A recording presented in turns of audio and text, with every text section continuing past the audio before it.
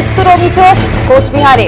এই মুহূর্তে গুরুত্বপূর্ণ খবর, আবারও এসআইআর আতঙ্কে মৃত্যুর অভিযোগ উঠল কোচবিহারে। এসআইআর এর নোটিশ পাওয়ার পর আতঙ্কে আত্মহত্যার পথ বেছে নিলেন কোচবিহার উত্তর বিধানসভা কেন্দ্রের অন্তর্গত ঢান্ডিংগুড়ি গ্রাম পঞ্চায়েত এলাকার বাসিন্দা 44 বর্ষীয় সফিউল হক নামে এই ব্যক্তি। লজিক্যাল ডিসক্রিপেন্সি নামে নোটিশ পাঠিয়ে শুনানির জন্য ডাকা হয়েছিল মোজাম্মেল হকের ছেলে এই সাফিউল হককে। এই নোটিশটি হাতে পাওয়ার পরই সীমাহীন আতঙ্ক ঘিরে ধরে তাকে এবং বুধবার গোটা রাত নিদ্রাহীন অবস্থায় ছিলেন তিনি। নিজের ঘরেই ফাঁস দিয়ে আত্মহত্যা করেন। এই ঘটনা রীতিমতো চাঞ্চল্য ছড়িয়েছে এলাকা এবং পরিবারের সদস্যদের মৃত্যুর জন্য তারা এসআইআর প্রক্রিয়াকেই দায়ী করছেন। পরিবারের সদস্যরা তারা বলছেন যে এসআইআর আতঙ্কে তিনি ভুগছিলেন, সেই কারণে তিনি আত্মহত্যা করেছেন। এই মুহূর্তে বড় খবর, আবারও এসআইআর আতঙ্কে আত্মহত্যার মতো ঘটনা ঘটল কোচবিহারে এবং 44 বর্ষীয় সাফিউল হক তিনি নিজের ঘরে ফাঁস লাগিয়ে আত্মহত্যা করেন। পরিবারের সদস্যদের দাবি যে তিনি এই নোটিশ পাওয়ার পরই সীমাহীন আতঙ্কে ভুগছিলেন, যে কারণে তিনি আত্মহত্যার পথ বেছে নেন। আমার ভাই মারা গেছে, কিভাবে এই নোটিশ দিবার আছে, এই টেনশনে মারা গেল। এসআইআর নোটিশ, এসআইআর নোটিশ, আমার ভাই মারা গেল, এই টেনশনে মারা গেল।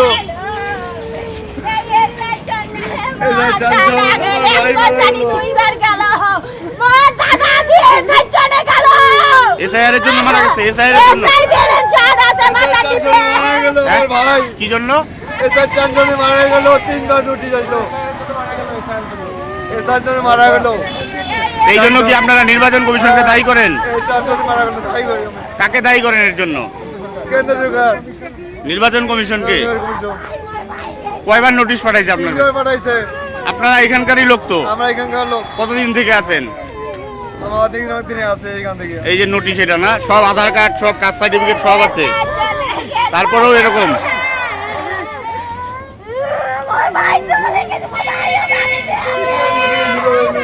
ভাই টেনশনে, আমার রাত্রিবেলা ঘুম পারি না, সারাতে ওই নোটিশে টেনশনে মারা গেল আমার ভাই। কিভাবে মারা গেছে? এই টেনশনে 3বার মাঝিক ধরিয়ে যাবে, আমাকে ধরিয়ে নিয়ে যাবে, এই টেনশনে মারা গেল। আপনার কি হয়? হ্যাঁ, ওর কি হয়েছিল? কিসের নোটিশ আসছে? ওই জন্য মারা গেল। রাত্রিবেলা ঘুম পারে নাই, কাগজের জন্য ঘুম পারে নাই।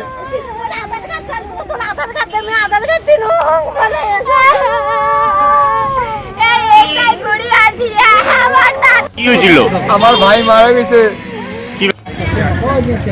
এই ঘটনায় দুঃখ প্রকাশ করে তৃণমূল নেতা শুভঙ্কর দে এদিন জানিয়েছেন, বিজেপি এবং নির্বাচন কমিশন মিলে যেভাবে সমস্ত সম্প্রদায়, সমস্ত জাতির মানুষকে পশ্চিমবঙ্গে বিপদে ফেলে দিয়েছে, এর ফল বিজেপিকে ভোগ করতে হবে।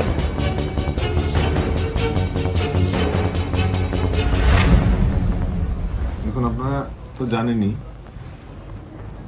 এসআইআর এর জন্য আরেক বলি হলো ঢান্ডিংগুড়ির বাসিন্দা সফিউল হক, 44 বছর বয়স। গতকাল তার বাড়িতে নোটিশ এসেছে এবং সেই নোটিশ দেখে সে সারা রাত ঘুমোয়নি এবং জেলে যাবে বা তাদেরকে তাড়িয়ে দেওয়া হবে এই ভয়ে সে ঘরে আত্মহত্যা করে ফাঁসি দিয়ে। খুব দুঃখজনক। বিজেপি এবং নির্বাচন কমিশন মিলে যেভাবে সমস্ত সম্প্রদায়, সমস্ত জাতির মানুষকে পশ্চিমবাংলায় বিপদে ফেলে দিয়েছে, এর ফল কিন্তু বিজেপিকে ভোগ করতে হবে।